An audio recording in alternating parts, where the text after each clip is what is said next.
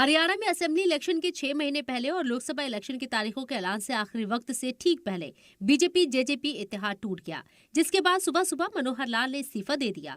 शाम होते होते नए सीएम के तौर पर नायब सिंह भी ले लिया। ईश्वर की शपथ लेता हूं कि मैं विधि द्वारा स्थापित भारत के संविधान के प्रति सच्ची श्रद्धा और हरियाणा की सरकार में हुए इस अचानक बदलाव को 2024 का इंतखाबी दांव कहा जा रहा है।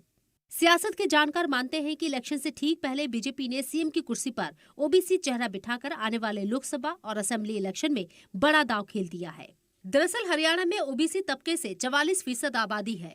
सैनी के सीएम बनने से सूबे में गैर जाट समीकरण भी बरकरार रहेगा। इसके अलावा नायब सैनी के मनोहर लाल का भरोसेमंद होने से अंदरूनी टकराव भी टल गया। साथ ही नायब सैनी के मामलों से दूर रहने की वजह से इलेक्शन में फायदा होने की भी उम्मीद है।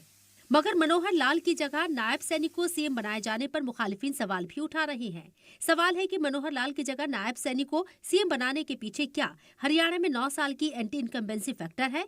क्या ये आप और कांग्रेस के इत्तेहाद से मची खलबली है? क्या क़यादत बदलकर ही हरियाणा के सभी 10 लोकसभा सीटें जीतना मुमकिन है? क्या हरियाणा में नौजवान क़यादत को बागडोर देना सियासी स्ट्रैटेजी है? क्या मनोहर लाल की सीएम रहते नौजवान वोट छिटक रहा था? और सबसे बड़ा सवाल ये है कि क्या नायब सैनी को सीएम बीजेपी से इत्तेहाद टूटने के बाद जेजेपी की इमरजेंसी मीटिंग हुई, जिसमें आगे की स्ट्रैटेजी पर चर्चा हुई और फैसला लिया गया कि कल हिसार में नव संकल्प रैली मुनक्किद की जाएगी और पार्टी के अगले कदम का ऐलान किया जाएगा।